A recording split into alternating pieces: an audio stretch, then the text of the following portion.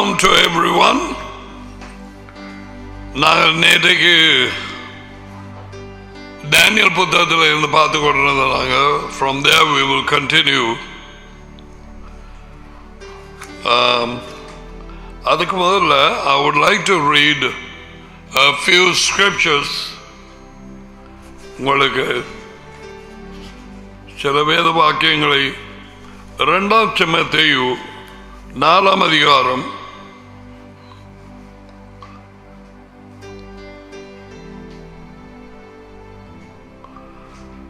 முதல் தொடக்கம் வாசிப்போம்.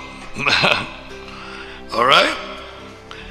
நாம் தேவனுக்கு முன்பாகவும் உயிரோடு இருக்கிறவர்களையும் மரித்தவர்களையும் நியாயந்திக்க போகிற எஜமானாகிய யேசுவா மேசியாவுக்கு முன்பாகவும், தேவனுக்கு முன்பாக யேசுவா மேசியாவுக்கு முன்பாக எஜமான் 2 பேர்,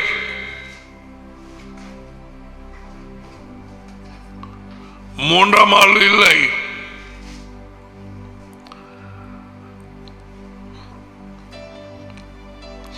அவருடைய பிரசன்னமாகுதலை, அவருடைய ராஜ்யத்தை அறிய சாட்சியாக வைத்து கட்டளையிடுகிறதாவது. Take a note. Only 2 are mentioned. Okay? சமயம் வாய்த்தாலும் வாய்க்காவிட்டாலும் எச்சரிப்பாக தேவ வார்த்தையை அறிவித்துக்கொள். எல்லா நீடிய சாந்தத்தோடும் கற்பித்தலோடும் கண்டனம் பண்ணி ரிபியூக்கிங் கடிந்து கொண்டு புத்தி சொல். இது ஒன்றுமே கிறிஸ்தவ சபைகளில் இருக்கிற உலகங்கம் அநேகம் பேருக்கு பிடிக்காத காரியம். இவர் என்ன சரியான கடினம். ஆனால் 99.9% போதகர்கள், மெய்ப்பர்கள் மிகவும் ஜனங்கள் பிரியப்படுத்தப்படுகிறபடிதான் பேசுவார்கள் இந்த நாட்களிலே. 3வது வசனம், ஏனென்றால் அவர்கள் கிறிஸ்தவர்கள் ஆரோக்கியமான சுகமான போதனையை பொறுக்க மனதில்லாமல் செவி தினவுள்ளவர்களாகி கடிக்கிறாது தங்கள் சுய இச்சைகளுக்கேற்ற தங்கள் விருப்பப்படி போதகர்களை, டீச்சர்ஸ், போதகர் என்றால் டீச்சர், பாஸ்டர் என்றால் மெய்ப்பன். இந்த 2க்கும் அழைப்பு தேவை. 5 ஊழியங்களில் இந்த 2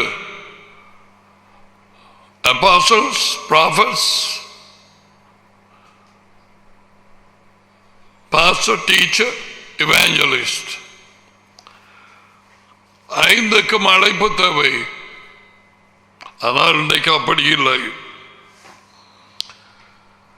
சுய இச்சைகளுக்கேற்ற போதகர்களை தங்களுக்கு திரளாய் சேர்த்து கொண்டு, கொஞ்சமில்லை கணக்கு பேரை சேர்த்து கொண்டு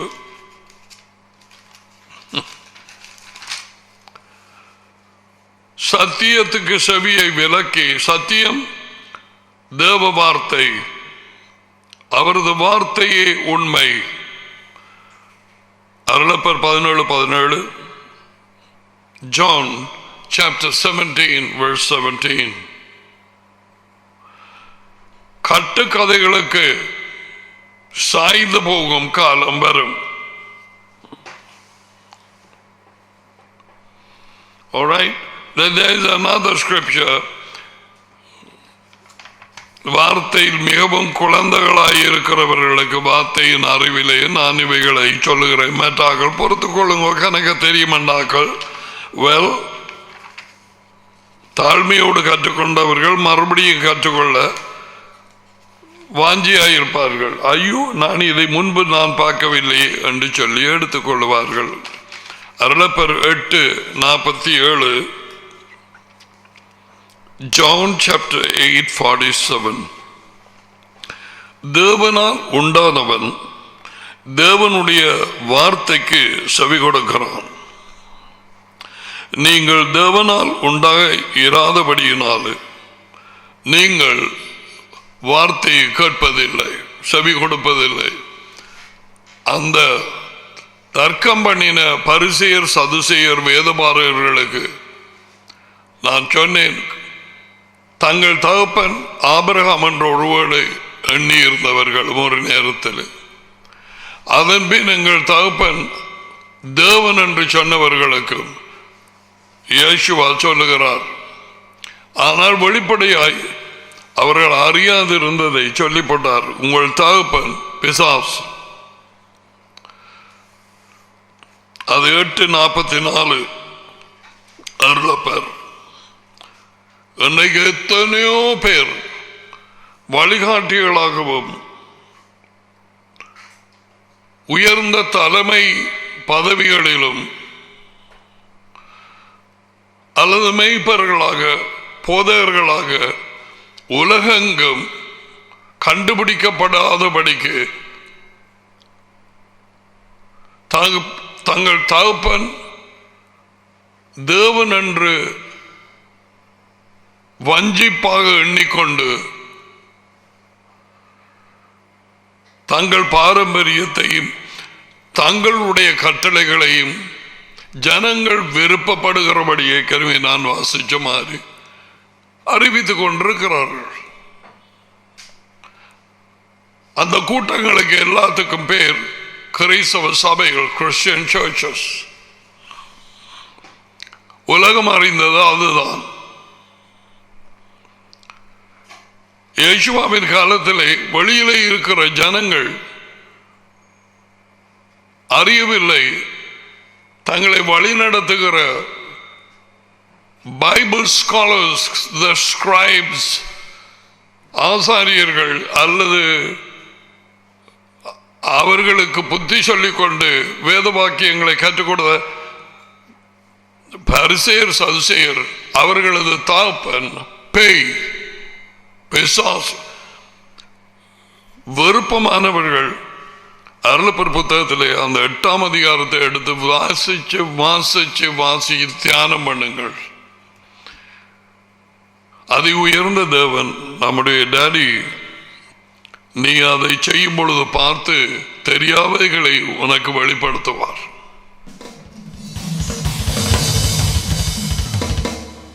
சொன்னார், நீங்கள் தேவனால் உண்டாகவில்லை, அதனால் எனக்கு செவி கொடுக்கிறதில்லை. நீங்கள் தேவனால் உண்டாகிறபடியால் செவி கொடாமல் இருக்கிறீர்கள். 8:47. தென் உங்களுக்கு அடுத்த எப்படி தெரியும்? அருளப்பர் 10:26, ஆனாலும் நான் உங்களுக்கு சொன்னபடியே நீங்கள் என் மந்தையில் ஆடுகளாய் இராதபடியால் விசுவாசிக்கிறதில்லை, கீழ்ப்படுகிறதில்லை. 27, என் ஆடுகள் கிறிஸ்தவ சபையின் அங்கத்தவர்கள் என்று சொல்லவில்லை, என் கிறிஸ்தவர்கள் என்று சொல்லவில்லை, என் சுஷிரல் என்று சொல்லவில்லை. என் ஆடுகள், ஆடுகளுக்கு மெய்ப்பெண் குரல் கேட்கும், தெரியும். அதெல்லாம் முன்பு இருந்த சில வீடியோக்கள்ல சில போய் கூப்பிடுவார்கள் அந்த ஆட்டு மந்தையை, அதுக்கு செவி கொடுக்காது. ஆனா அந்த மந்தைக்கு சொந்தக்காரன் இருக்கிறான், அவன் போய் கூப்பிட்ட உடனே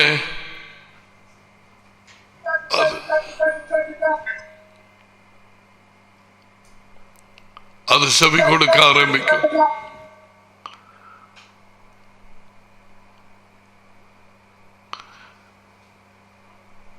வேறொரு ஆள் போகுது ட்ரை பண்றதுக்கு.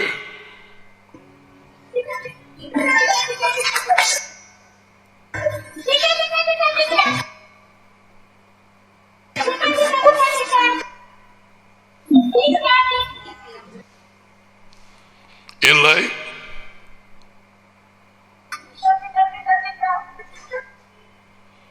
இல்லை. இப்பொழுது மேய்ப்பனின் குரல்.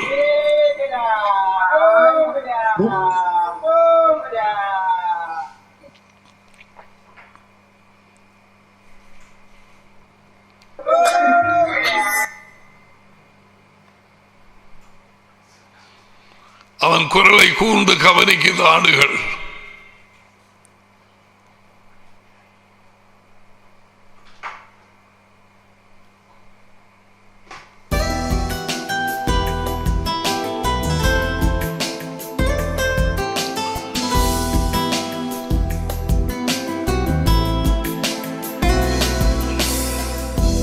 என் ஆடுகளின் குரலுக்கு செவி கொடுக்கிறது, நான் அவைகளை அறிந்திருக்கிறேன், அவைகள் எனக்கு பின் செல்கிறது.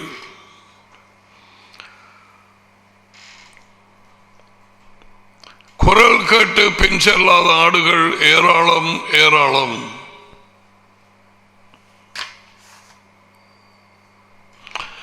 முதலாம் அருளப்பர் அவர் எழுதிய 3 கடிதங்களிலே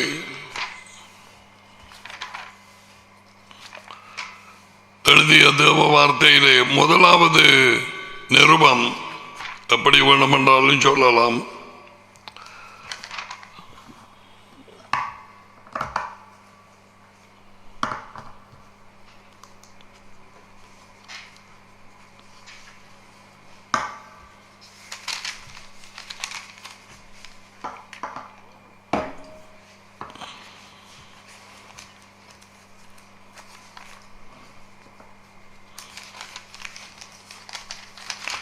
முதலாம் அருளப்பர் 4:6 நாங்கள் தேவனால் உண்டானவர்கள், தேவனை அறிந்தவர்கள் எங்களுக்கு செவி கொடுக்கிறான். தேவனால் உண்டாயிராதவன் எங்களுக்கு செவி கொடுக்கிறதில்லை. இதனாலே சத்திய ஆவி, பரிசுத்த ஆவி, தேவனுடைய ஆவி இன்னதென்றும் வஞ்சக ஆவி, பரிசுத்த ஆவியை போல நடிக்கிற ஆவி, நடிச்சு கொண்டு இருக்குது. அந்த ஆவியை வெளியால விலக்குவார் என்று சொல்லி இருக்கிறார். சீக்கிரம் நடக்க போகுது. இன்னதென்றும் அறிந்திருக்கிறோம். பரிசுத்த ஆவி, சத்திய ஆவி, உண்மையின் ஆவி, யாவையின் ஆவி, தேவ ஆவி எல்லாம் ஒன்று.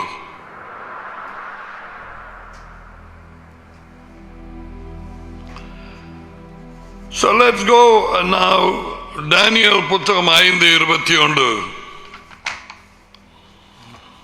எசேக்கியேல் புத்தகத்துக்கு பிறகு Daniel 5:21.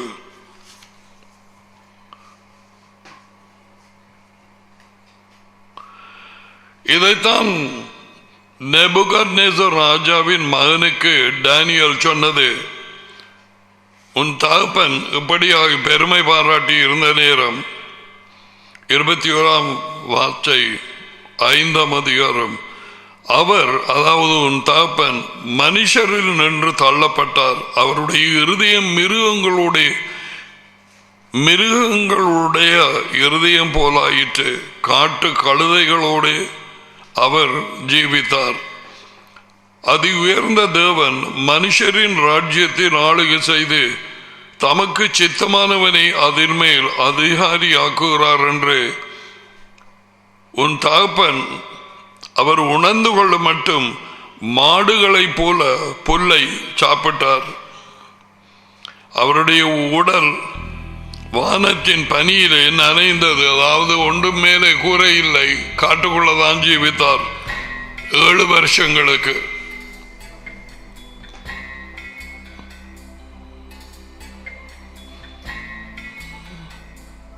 அப்ப 22 சொல்றான் டேனியல், ஏய், நீ அவர மகனாக இருந்தும் இதை எல்லாவற்றையும் அறிந்திருந்தும் நீ உன்னை இன்னும் தாட்டவில்லை. உனக்கு தெரியும். இதெல்லாம் நேபுகத்நேச்சர் ராஜா உன் தகப்பனுக்கு நடந்தது என்று உனக்கு தெரியும். Alright. அடுத்தது நாங்க பார்ப்போம் சில scriptures. Please listen, those of you, உங்களுக்கு ஒரு சந்தர்ப்பம், தேவனுடைய வார்த்தை உங்களை தொடட்டும். அவரது வார்த்தையிலே எழுதப்பட்டிருக்கிறது பாடல்கள் 107:20. அவர் வார்த்தையை அனுப்பி அவர்களை குணமாக்கினார். அது உயர்ந்த தேவனும் அவருடைய மானம் எல்லையற்ற நித்திய பின்காலத்திலே நிகழ்காலத்திலே எதிர்காலத்திலே ஜீவிக்கிறவர்கள். In the beginning was the Word. The Word was with Elohim, and the Word was Elohim. டேடியை மகனையும் பிரிக்க முடியாது. டேடியாய் அதி உயர்ந்த தேவன் ஆபிரகாமின் தேவன், ஈசாக்கின் தேவன், யாக்கோபின் தேவன். மகன் எஜமானாகிய இயேசுவா தி மெஷாயா, வர இருக்கிறவர், பூமியை ஆளப்போகிறவர், இஸ்ராயல் தேசத்திலே இருக்கும் தலைப்பட்டணமாய எருசலேம், எருசலேம் தமிழ் சொல், எருசலேம் எபிரேய சொல், எப்படின்னு சொல்லலாம். அங்கே இருந்து தேவனுடைய அரசாங்கம், தேவனுடைய ராஜ்யம் பூமியின் ஜனங்களை, ராஜ்யங்களை ஆளுகை செய்யும்.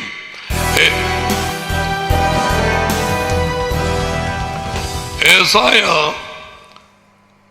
எழுதிய தேவ வார்த்தையிலே 2வது அதிகாரத்திலே கூறப்பட்டிருக்கிறது 4 வசனங்கள்.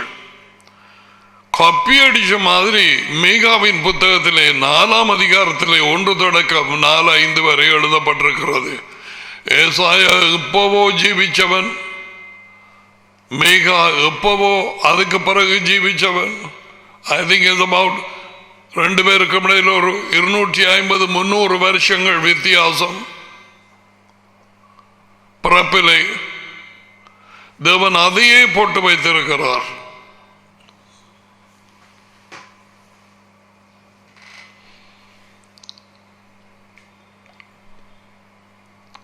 வரப்போகும் ராஜ்யத்தை குறித்து பல தீர்க்கதரிசிகள் மூலமாக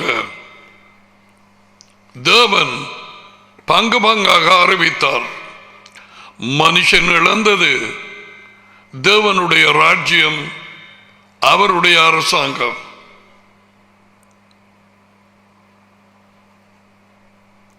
ஆதாம் உடன்படிக்கையை மீறினான்.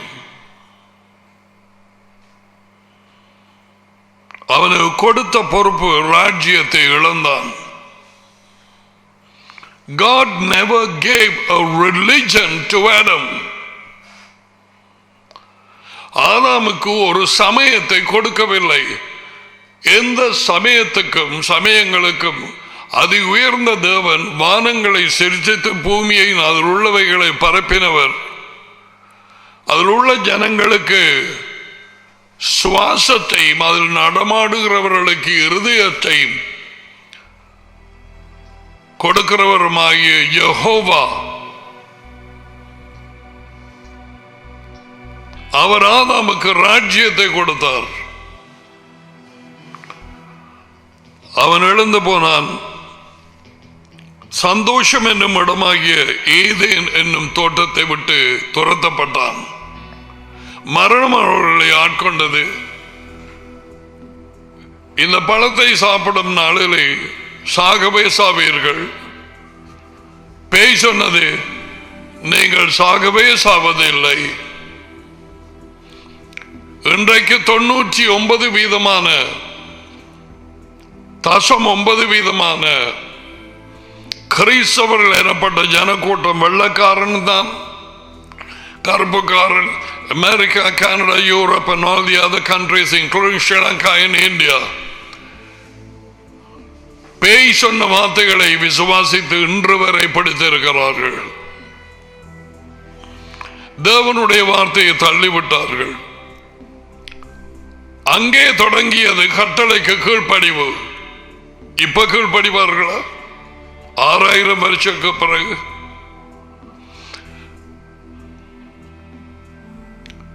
ராஜ்ய பாரத்தை எடுத்துக்கொண்ட பிசாசினுடைய வஞ்சிப்பிலையும் வல்லமையிலையும் இருந்த மனுஷனை காத்துக்கொள்ள தேவன் ரட்சிப்பின் திட்டத்தை உருவாக்கி இழந்து போன ராஜ்யத்தை மறுபடியும் நிலைநாட்ட அவர் தம்முடைய திட்டங்களை நடப்பித்துக் கொண்டு இருக்கிறார் இன்று வரை.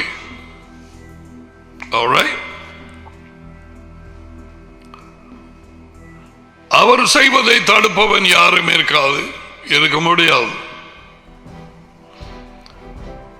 Known unto God, Elohim, are all things from the beginning.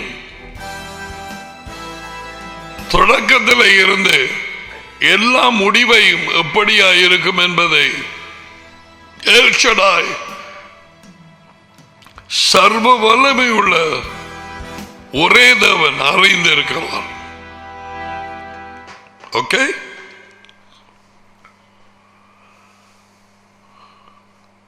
மனுஷன் இன்றைக்கும் கட்டளைகள் இல்லாதவனை போல குறிப்பாய் தேவனோடு அல்லது தேவன் எனப்படுகிற ஒரு முண்டமோ எதுவோ கட்டளைகள் இல்லாதவர்களைப் போல தான் ஜெயிக்கிறார்கள். இயேசுவா 2000 வருஷங்களுக்கு முன்பு வந்த நேரத்திலே மத்தேயு 24 சொல்ற அக்கிரமம் பெருகிறதுனாலே அநேகருடைய அன்பு தணிந்து போகும். அக்கிரமம் anomia, law breakers, the spirit of breaking the law. So இப்ப இது அடுத்த பெரிய ஒரு வஞ்சிப்பு கிறிஸ்தவ சபைகளுக்குள்ளே. கிறிஸ்தவ போதகர்கள் அவன் படித்தவனாயிருக்கட்டும் படிக்காதவனாயிருக்கட்டும், நாங்கள் கிருபையின் காலம், எங்களுக்கு கட்டளைக்கு கீழே இல்லை.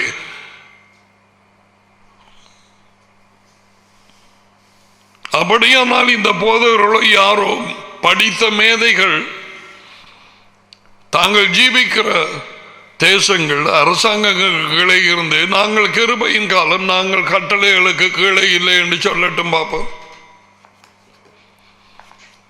We are not under the law. We are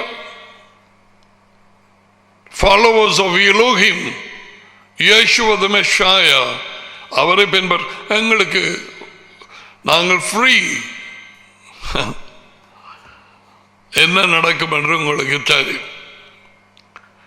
இங்கே இருக்கிறவர்கள் வெளியூர்களுக்கு போனாலும் அங்கே இருக்கிற அந்த அரசாங்கத்துக்கு கீழ் கட்டளைகளுக்கு கீழ்ப்படியத்தான் போயிடும். ஆல்வேஸ். இது அடுத்த ஒரு பெரிய வஞ்சிப்பு.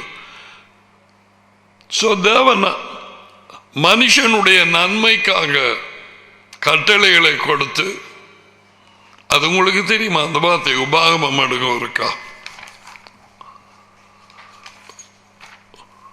10ஆம் அதிகாரம் உபாகமம், மோசே கடைசி புத்தகம், ஆதி ஆரம்ப புத்தகம், யாத்திரை புத்தகம். My God, to get this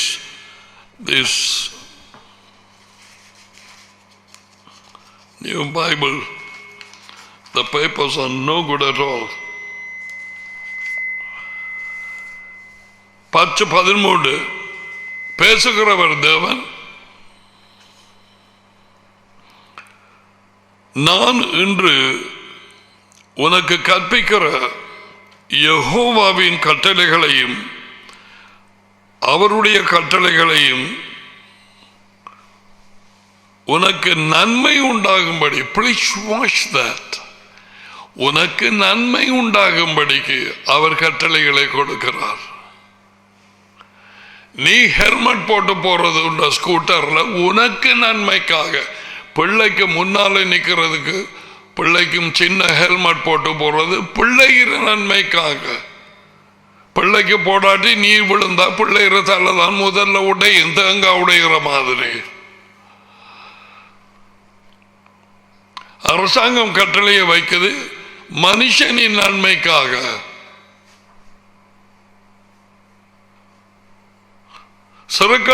cigarette குடிக்க வேணாம் என்று சொல்றது மனுஷனின் நன்மைக்காக. உனக்கு உன்னுடைய சுவாசப்பை கரிக்கோச்சி என்ஜின் மாதிரி உள்ளுக்கு போகாதபடிக்கு. அந்த நாளில் கரிக்கோச்சி இருந்தது, கோச்சி என்ற ட்ரெயின். அந்த நாளே பாசாம்படித்தான் ஆட்சி கோச்சி. இப்ப எல்லாம் மாடர்னா இருக்கு.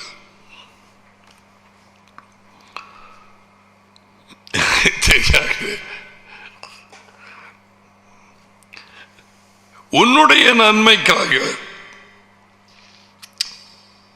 உனக்கு நன்மை உண்டாகும்படிக்கு நீ கீழ்ப்படிய வேணும், கை கொள்ள வேணும் என்பதே அல்லாமல் வேற எதை உன் தேவனாகிய யெகோவா உன்னிடத்தில் கேட்கிறார்? கேட்க மாட்டான். நாங்கள் கிருபையின் காலம். இயேசுவா எல்லா கட்டளைகளையும் எடுத்து சிலுவையிலே அறைந்தார். சின்னப்பர் சொன்னார்.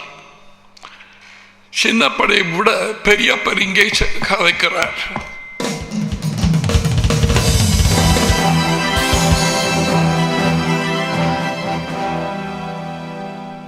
தேவனால் உண்டானவன் தேவனுடைய கட்டளைகளுக்கு செவி கொடுப்பான், கேட்பான்.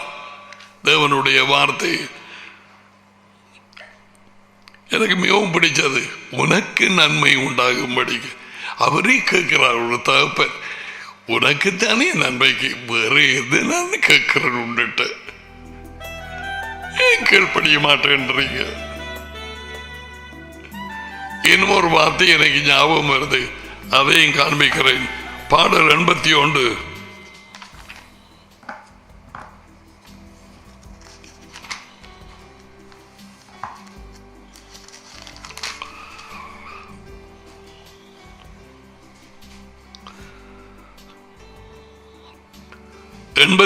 பாடல் சங்கீதம் 11. என் ஜனமோ என் குரலுக்கு செவி கொடுக்கவில்லை. இஸ்ராயேல் என்னை விரும்பவில்லை. டேடி பேசுறார்.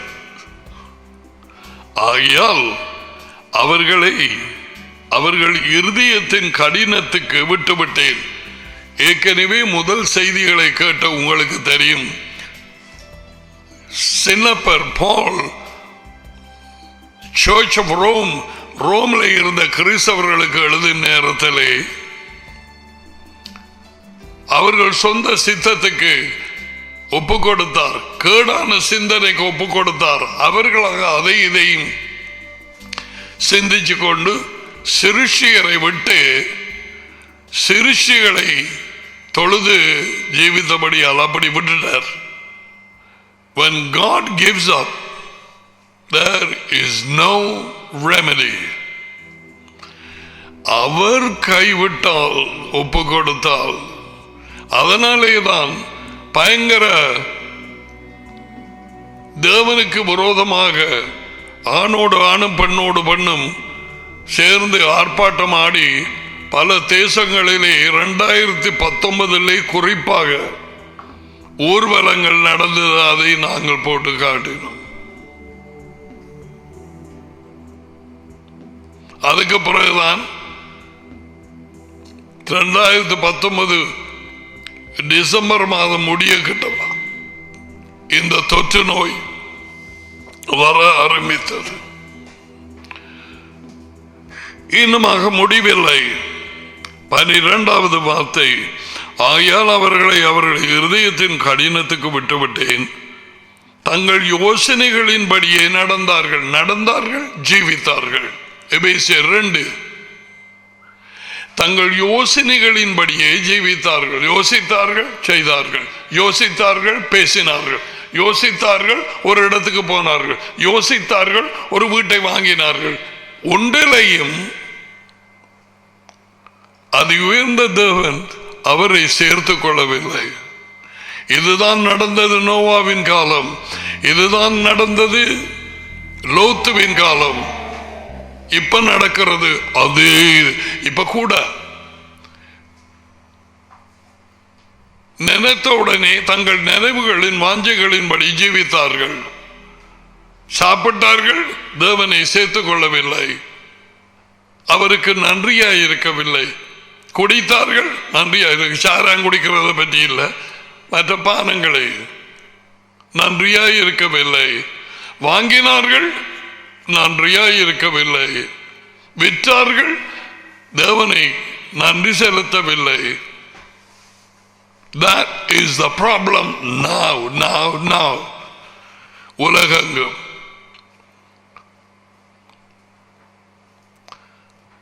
இனிவரும் காலம் கொடிய காலம்.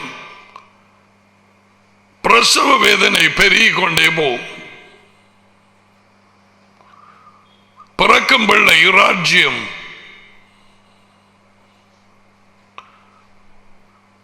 தொடங்கிய பிரசவ வேதனையை ரிவர்ஸ் பண்ண முடியாது. இயேசுவா இவைகளை சொல்லிக் கொண்டிருந்தார். வானத்தின் சற்றுவங்கள் அசைக்கப்படும். நடக்குமா? நட்டந்தே தீரும். எத்தனையோ டால் பில்டிங்ஸ் எல்லாம் விழ போகுது. தரைமட்டமாக 200, 300, 500, 800 அடி மேல கோபுரங்கள் விழுந்தே தீரும். நான் சொல்றபடியால் அல்ல, வார்த்தையிலே கூறப்பட்டிருக்கிறது. I will shake. அவருடைய ராஜ்யமும் வந்து it will take over the kingdoms of this world.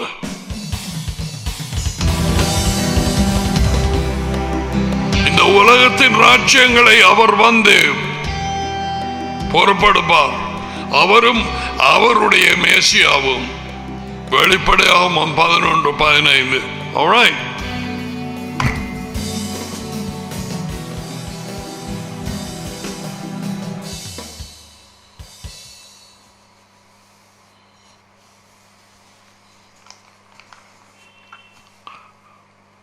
அந்த ரோமர் 1ஆம் அதிகாரத்திலே நடந்தது எல்லாமே அவரை விட்டு விலகி விலகி விலகி விலகி போய் கடைசியாக கேடான சிந்தனைக்கு ஒப்பு கொடுத்து அசிங்கமான காரியங்களை செய்யும்படிக்கு அவர்களை ஒப்பு கொடுத்தார்.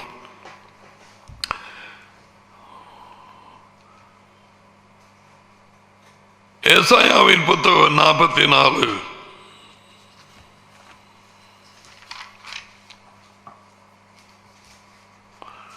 Even if I put the water, it won't come. 44:8 ஏசாயா புத்தகம். ஓகே, நீங்கள் கலங்காமலும் பயப்படாமலும் இருங்கள். அக்கா பேசுகிறவர் தேவன், அதி உயர்ந்த தேவன், யேசுவாவின் டாடி. ஆதிகாலம் முதற்கொண்டு நான் உங்களுக்கு விளங்கப்படுத்தின பண்ணினதும் முன்னறிவித்ததும் இல்லையா? இதற்கு நீங்களே என் சாட்சிகள். என்னை தவிர வேறு தேவன் உண்டா? கேள்வி கேட்கிறார். சகலத்தையும் சிரிசித்து தொங்க போட்டவர் கேட்கிறார். இது ஒன்றும் பல போகலையே. அதாவது அதனுடைய ரவுண்ட்ல சுத்தி கொண்டு இருக்குது. 3வது ரவுண்ட்ல தான் பூமி. யார் அப்படி வச்சது? 4வதுல போடாம 5வதுல போடாம அதி உயர்ந்தவர்.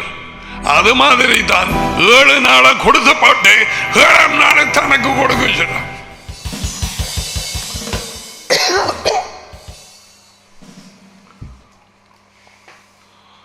கேட்க மாட்டான். வெள்ளக்காரனும் கேட்க மாட்டான், கருப்புக்காரனும் கேட்க மாட்டான், மேற்கு நாடுகளும் கேட்காது, ஆசியா நாடுகளும் கேட்காது.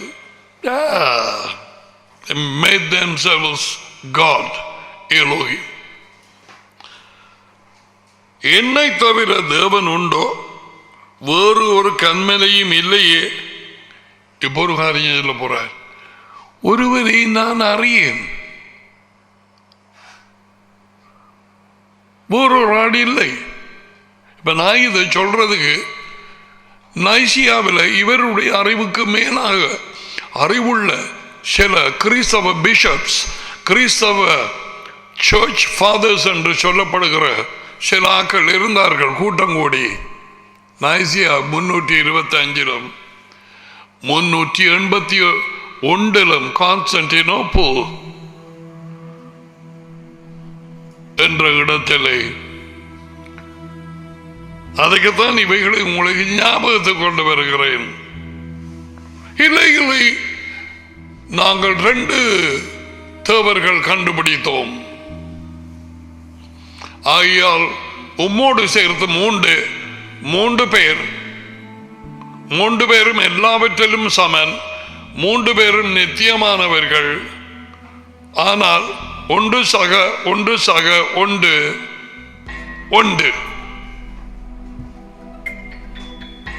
ஒரே தேவன். இதுதான் மகா பெரிய பாதாள வஞ்சிப்பு கிறிஸ்தவர்களுக்கு ஏற்பட்டது 1700 வருஷங்களுக்கு முன். இன்னமுமாக இந்த வெளிச்சம் கிடைத்து விடுதலை இல்லை. But there are some groups in United States, I think they call themselves 21st century Reformation, 21ஆம் நூற்றாண்டு அப்படி என்று சொல்லி இதில் உண்மையெல்லாம் வழியில் வருது. Hey, wait a minute, கொஞ்சம் முருங்கோ, இது என்ன நடந்தது, இதில் வேற எங்க போகுது, இது யார், இதுகளை கொண்டு வந்தது?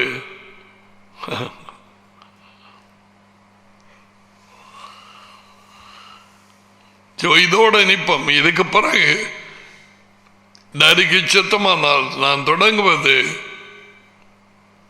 ஆவி உலகத்திலே பரிசுத்த ஆவி என்றால் யார், பரிசுத்த ஆவி என்றால் என்ன? இப்ப இதுவரைக்கும் மகன் அதி உயர்ந்த தேவன் தம்மை குறித்து சொன்னதையும், அதி உயர்ந்த தேவன் வேதவாக்கங்களிலே சொல்லப்பட்டதையும், அதி உயர்ந்த தேவன் மகனால் கூறப்பட்டதையும் அவர் யார் என்று பார்த்தோம். அதன் பிறகு அதி உயர்ந்த தேவன் மகனை குறித்து சொன்னது, வேதவாக்கியங்கள் மகனை குறித்து சொன்னது, மகன் தம்மை குறித்து சொன்னது, மகனை குறித்து பிசாசுகள் அவரை கண்டவுடனே எங்களுக்கு தெரியும். நீர் அதி உயர்ந்த தேவனின் மகன்.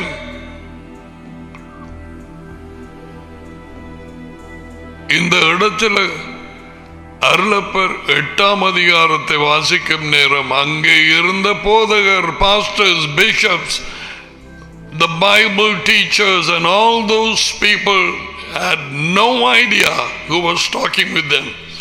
அவர்களோடு யார் முன்னாலே நின்று பேசிக்கொண்டிருந்தது என்பதை அவர்களுக்கு தெரியவில்லை. கொஞ்சம் சிந்திச்சு பார், பேய்கள் அறிந்திருந்தது.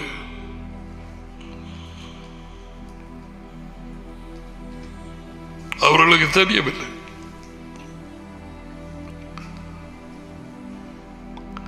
சொந்தமானவர்களிடத்திலே வந்தார், சொந்தமானவர்களோ அவரை ஏற்றுக்கொள்ளவில்லை. அவர் உலகத்திலே இருந்தார், உலகம் அவராலே உண்டாயிற்று, உலகமோ அவரை அறியவில்லை.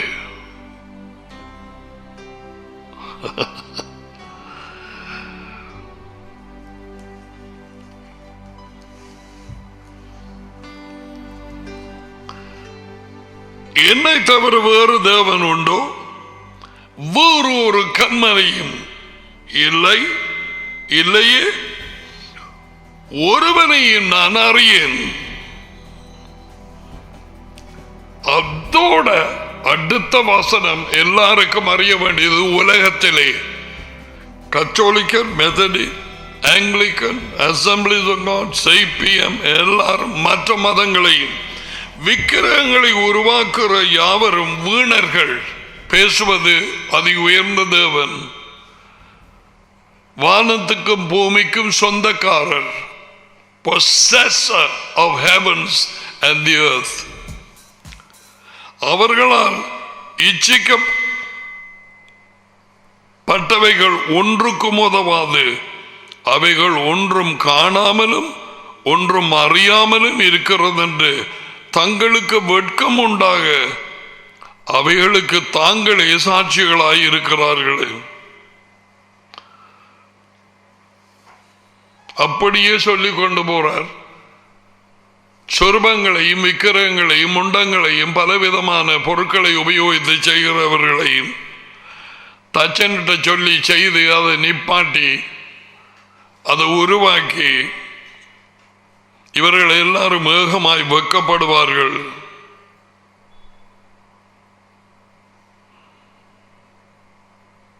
கோயில்ல நாட்டி வைக்கிறானாம். 13 வசனத்தை பாருங்க. தச்சன் நூல் பிடித்து மட்ட பலகையால் மரத்துக்கு குறை போட்டு உளிகளாலே உருப்படுத்தி ஓடாய்மாருக்கு எல்லாம் தெரியும்.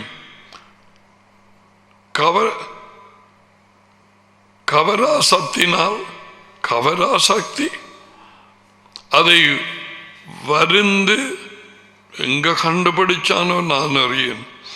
மனுஷ சாயலாக மனுஷ ரூபத்தின்படி உருவாக்குகிறார். ஞாபகம் இருக்கா? ரோமர் 1 அதிகாரம். அதை கோயிலிலே நாட்டி வைக்கிறான்.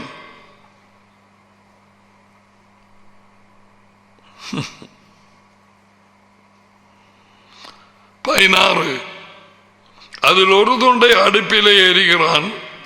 வேறு மற்ற இடங்களில் ஒரு தோண்டி 4 இறைச்சியை சமைத்து சாப்பிட்டு பொரியலை பொரிச்சு பொரியல் திருப்தியாக்கி குளிர்காய்ந்து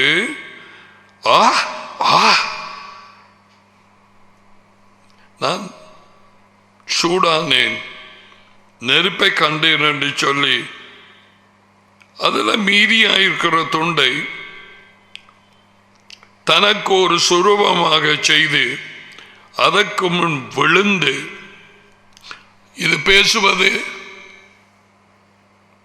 அதி உயர்ந்த தேவன், அவருடைய வார்த்தை. என்னோட கோபிக்க வேண்டிய அவசியமில்லை. இது தேவனுடைய புத்தகம். அவர் கூறிய வார்த்தைகளை தீர்க்கதரிசிகள் எழுதி வைத்திருக்கிறார்கள். இந்த வார்த்தைகள் எழுதி கிட்டத்தட்ட 2750 வருஷங்கள் வரை. மீதியான தொண்டை தனக்கு விக்கிரகமாக சுருவமாக செய்து அதற்கு முன் விழுந்து வணங்கி, நீ என் தெய்வம், என்னை ரட்சிக்க வேண்டும் என்று அதை நோக்கி மன்றாடுகிறான். அறியாமலும் உணராமலும் இருக்கிறார்கள். காணாதபடிக்கு அவர்கள் கண்களும் உணராதபடிக்கு அவர்கள் இருதயமும் அடைக்கப்பட்டு இருக்கிறது. இதுதான் கிறிஸ்தவர்கள் எனப்பட்டவர்களுக்கு இன்று வரை டேடியையும் மகனையும் அறியாதபடிக்கு அவர்கள் பெருமையினாலே தாழ்வில்லாதனாலே அவர்களுக்கு கண்கள் இருந்தும் காணாது, காதுகள் இருந்தும் கேட்காது, இருதயம் இருந்தும் உணராது. பேரன் அவர்களுக்கு கிறிஸ்தவர்கள்.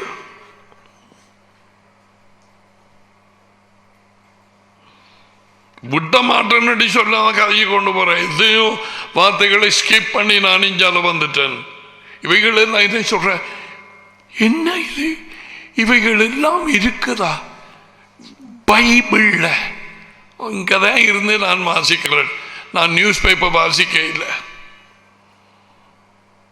இங்கதான் இருக்குது. ஒரு சொல்ல சொல்லி போட்டு நிப்பாட்டிட்டாரா? அவன் அதை இதையும் போய் வெங்கலத்திலையும் அந்த இதிலையும் பலகைகளையும் செய்வங்களை தனக்கு செய்து போட்டு விழுந்து வணங்குறான். இவங்களெல்லாம் மடையங்கள், இவங்களெல்லாம் அது இதுன்னு சொல்லி படித்தாரா? இல்லையே.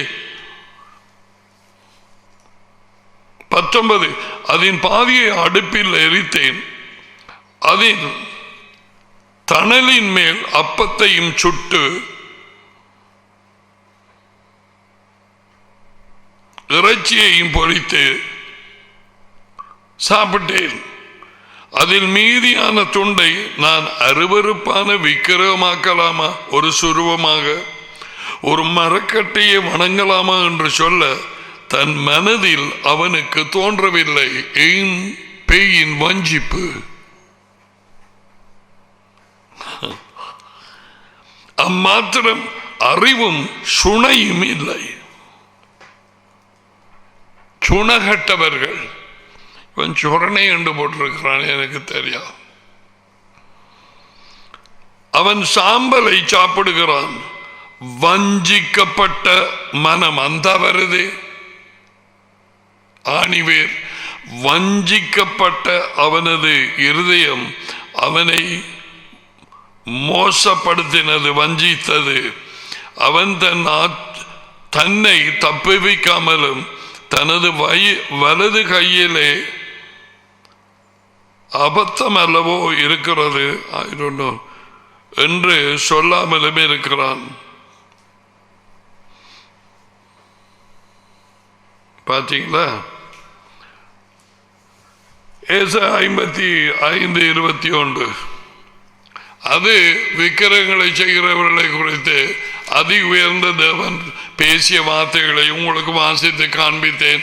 அநேகம் பேருக்கு ஏசாயா புத்தகம் அங்கே இருக்கண்டே தெரிஞ்சிருக்காது. குறிப்பாக இந்த மெயின் லைன் கிறிஸ்தவ சபைகளில் இருக்கிறவர்கள் நான் இந்த சபை, நான் இந்த சபை, நான் அது இது என்று சொல்றார். தேவனுடைய வார்த்தைக்கு கனம் பண்றதில்லை.